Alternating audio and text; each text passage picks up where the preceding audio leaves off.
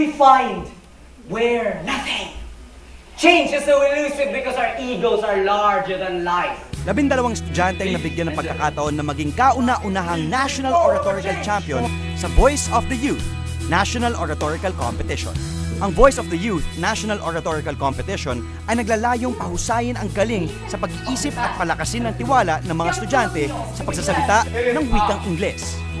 Wanting to instill in the minds and hearts of our students, the high school students particularly, love of country, nation building, the ability to have confidence, the ability to speak in English.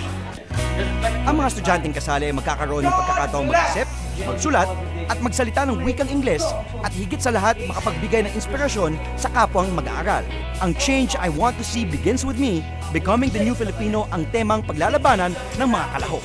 Mula sa mahigit 500 fourth-year high school students mula sa public at private high schools nationwide, isa sa 12 mag-aaral na ito ay tatanghaling kauna-unahang National Oratorical Champion at makakapag-uwi ng 100,000 pesos cash prize.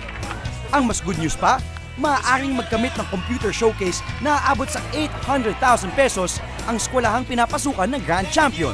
Kaya sa lahat ng mga estudyanteng lumahok sa kauna-unahang Voice of the Youth National Oratorical Competition, binabati namin kayo sa inyong husay at galing.